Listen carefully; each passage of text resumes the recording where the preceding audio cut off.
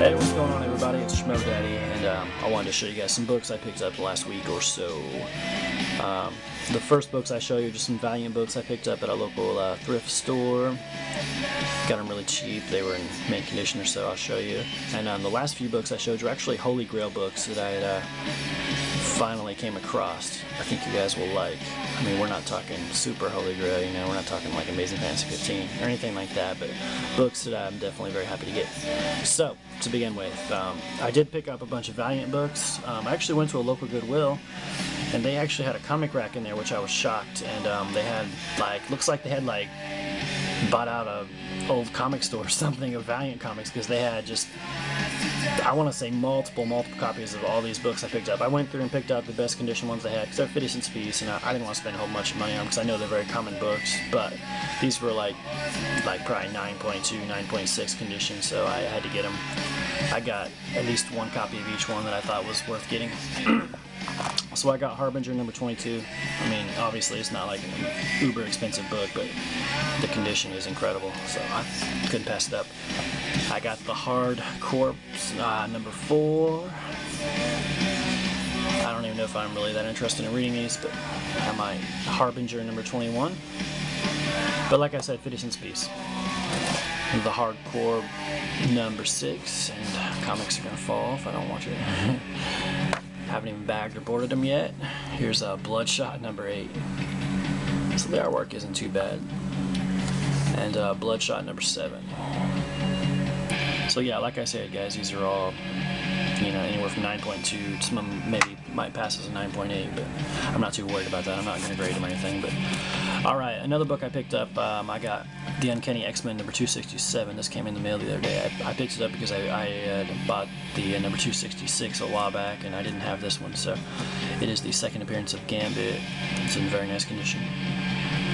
So I just picked this up to fill in a hole in my run. And I want to show you guys these two books I got here. I'm very excited about these. Okay, you ready? Here goes. What do you think it's going to be?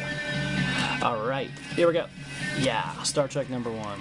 I know, nerdy, but hey, I've actually been looking for this book for a while.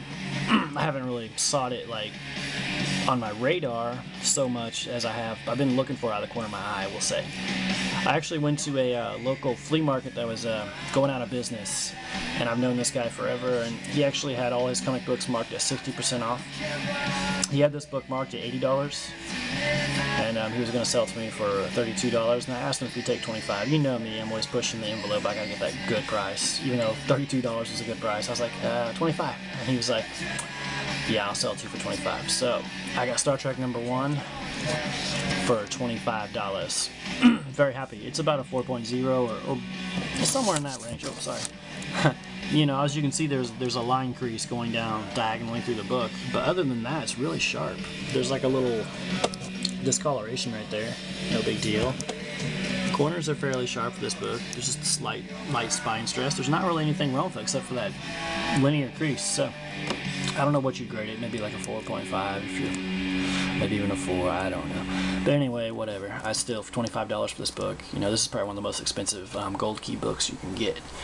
So that Overstreet actually was wrong about this book. They used to say that there was a variant on the back. They used to say that the actual photo variant on the back was a variant, when in all reality it is the only existing known copy there is. So if you look at Overstreet, they finally revised it this year, I believe, where they say that the photocopy is the only copy that exists, which I had pretty much known that because I've been looking at this book for years, and I have never ever seen anybody post an actual picture or even confirm that. Yeah, I've heard there's been a few people on the internet saying they've had it or something, but you know, that's just people talking shit. So yeah, I'm very happy to get this Star Trek number 1. So I have number 2, 3, and 4 already, so get number 5 and I'll have the first 5 issues. So yeah, I think this one book's in Overstreet, what is it, in near mint condition, it's about $1,400 or so, so it's a pretty nice pickup for me to get for $25. Not to say this condition's worth $1,400. In this condition, it's probably worth well over $100, but hey, very happy to get it. I'll stop rambling. Alright, the next book I got. Finally got it, guys. Excuse me. Sorry, I've had a cold. Okay. Strange Tales 97. I've talked about this book. I even did a video. I think Hugh or Hunter had a contest a couple contests ago where he said the one book that's on your radar to get or whatever. And this was the book. I've known about this book for several years. Even Captain Strangelove showed a video on it, talking about it. It's the first appearance of Aunt May and Uncle Ben. And yeah, this book is pretty rare. It's hard to come across. There'll be one on eBay every once in a while, but it always gets swiped up real quick. I've seen copies go anywhere from $35 to a couple $100, you know, in good to very good condition. I'm talking good condition copies that went for 80 to 90 bucks, which is crazy. I got a pretty good price on mine. I missed out on one a couple weeks ago that went for about $40 or so. I missed out on it and I was very disappointed. I found mine for not quite that price, but pretty close. So mine's about a 2.5 or a 2.0. It's somewhere hovering between a 2 and 2.5. Just depends on what day we're talking or how strict you want to be, you know. But anyway, guys, it has Jack Kirby artwork. It has, I think, 2 stories of Jack Kirby artwork, and it has 1 Steve Ditko. Hell, I'll even show it to you. Why not? Let me turn the camera off 1 second, and we'll dig inside this book a little bit just to show you guys. Alright guys, I'll just give you guys a look inside this book for fun. I know Captain Strangelove showed some panels from this, but what the hell. You guys can look his video up, so yeah, you can see it's got a little tear right there, which sucks, but some foxing and minor chipping. Got the Jack Kirby artwork on the first story. Dick Ayers inking, I believe. So, you know, I'm a huge Strange Tales sucker.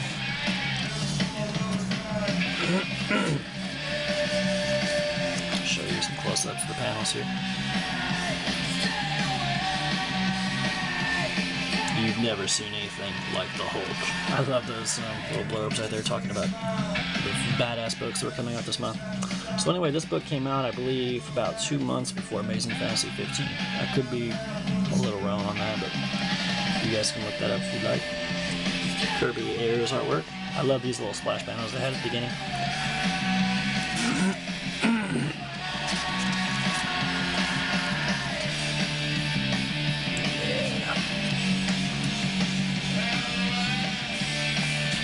Get to the Ditko story, the one that, the reason why I bought it. It's always nice to have a centerfold attached. Alright, the story in here is called Goodbye to Linda Brown. And definitely a little foreshadowing in the Ditko Stan Lee story saga. See, that girl looks an awful lot like Liz Allen, you know. Look, there's Aunt May. So yeah, as I told you guys, it's pretty much like a prototype. First appearance of Uncle Ben and Aunt May. They're both referred to as Aunt May and Uncle Ben in here. Although Uncle Ben does not really look like the Uncle Ben that we get to see in Amazing Fantasy 15. You can just tell that, you know, Stan and Steve had worked on this, and they're like, oh, we'll just use Aunt May and Uncle Ben a couple months later. So yeah, I'm so happy to get this. I love Steve Ditko artwork any day.